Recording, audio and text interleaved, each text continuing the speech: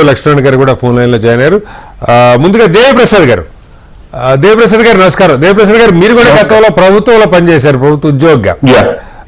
ఈ ప్రభుత్వ పథకాలు సరే ఏనా సరే, ఈ గవర్నమెంట్ ని విమర్శ కాదు కానీ ఇప్పుడే నెల కూడా కాలేదు గవర్నమెంట్ ఫామ్ అయ్యి, సమాచార సేకరణ నిజంగా ఎవరైతే ఇంట్రెస్ట్ ఉన్నారో ఈ పథకాలు కావాలని వాళ్ళ అప్లికేషన్లు పెట్టుకోమని 10 రోజులు టైం ఇచ్చారు. నా పాయింట్ ఏంటంటే, గతంలో అనేక సందర్భాల్లో ఇలా డేటా ప్రజల దగ్గర నుంచి రకరకాల రూపాల్లో, ఇందాక అదే ప్రభాకర్ రెడ్డి గారిని కూడా అడిగాను, మీరు వచ్చిన కొత్తలో సకల జిల్లా సర్వే పేరుతో అసలు ఎవరు మిస్ కాకూడదు, ఆ రోజు అందరూ ఇళ్ల దగ్గరే ఉండండి అని చెప్పి చాలా వైడ్ పబ్లిసిటీ చేసి స్టూడెంట్స్ కూడా వాలంటీర్స్గా తీసుకొని చేశారు. దానిలో కొన్ని మార్పులు చేర్పులు ఉండొచ్చు, కానీ ఇప్పుడు 10 రోజుల పాటు మళ్ళా పెద్ద ఎత్తున ప్రజలు గ్రామాల్లో అట్లాగే సిటీల్లో అయితే వార్డ్ ఆఫీసుల్లో వీటి దగ్గర పంచాయతీ ఆఫీసుల దగ్గర మొత్తంగా ఓ పెద్ద కోలాహలం అయితే జరగబోతా ఉంది. ఎలా చూస్తారు అసలు ఈ కసరత్తు అవసరమా? దీని మీద ఏంటి బీఆర్ఎస్ స్పందన? గుడ్ ఈవినింగ్ శ్రీనివాస్ గారు, పెద్దలు ప్రభాకర్ రెడ్డి గారికి, మా రామచంద్రారెడ్డి గారికి, వెన్నలక్ష్మి గారికి నమస్కారం. అంటే ఇంతకుముందే పెద్దలు ప్రభాకర్ రెడ్డి గారు చెప్పినట్టు, ఏ ప్రభుత్వమైనా అధికారంలోకి వచ్చినప్పుడు కొన్ని ప్రియారిటీస్ ఎంచుకుంటాయి శ్రీనివాస్ గారు. ఓకే, ఆ ప్రియారిటీస్ ఎంచుకొని ఆ ప్రియారిటీస్ అనుగుణంగా ఆ లైన్ లో సమాచార సేకరణ కోసం ముందుకు పోతుంది ఏ ప్రభుత్వమైనా. తెలంగాణ రాష్ట్ర సమితి అధికారంలోకి వచ్చిన తర్వాత మొట్టమొదటిసారి అసలు జనాభా ఎంతమంది ఉన్నారు, యాక్చువల్ గా తెలంగాణకు సంబంధించినటువంటి వాళ్ళు ఎంతమంది ఉన్నారు, ఏ వర్గాలు ఉన్నాయి, ఏ కులాలు ఉన్నాయి, వాళ్ళ ఆర్థిక స్థితి ఏంది అనేటువంటి విషయాల మీద ఇంటింటికి సమగ్ర సర్వే అప్పుడు చాలా పెద్ద సంచలనమైంది. 24 గంటల్లో ఆ సర్వే చేశారు.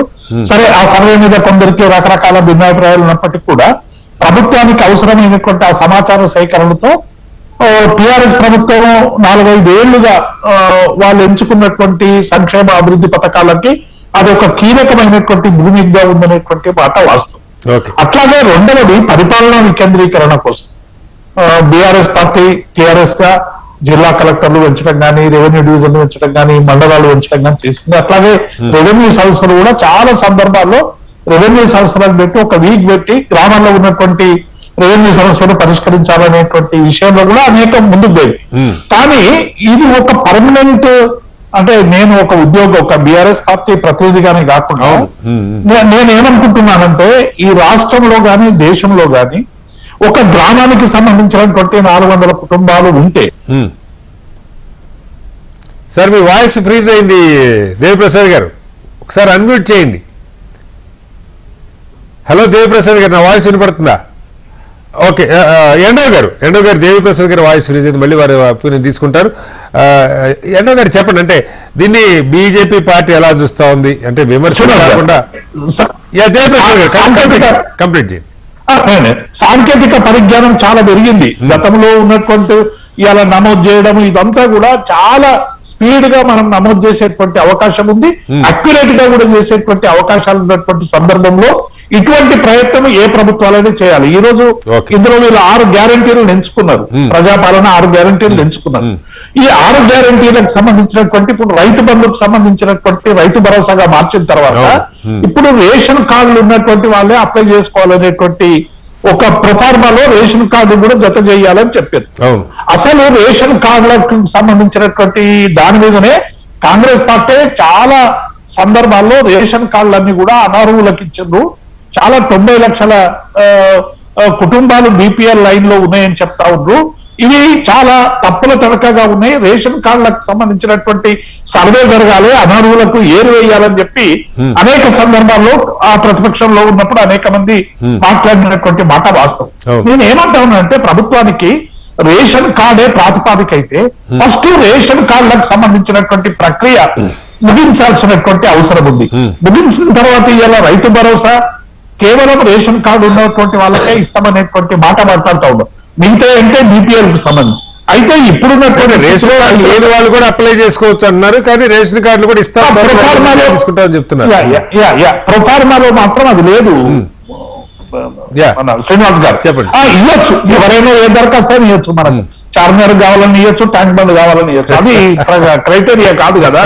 నేను ఏమంటున్నా అంటే, ప్రభుత్వం ఒక ఫార్మేట్ చేసేటప్పుడు ఖచ్చితమైనటువంటి సమాచారం తీసుకోవాలి. మంచిదే, వాళ్ళ అవసరాలకి ఎవరెవరికి ఏం అవసరం ఉంది, ఇంకా ఇలా అనేకం.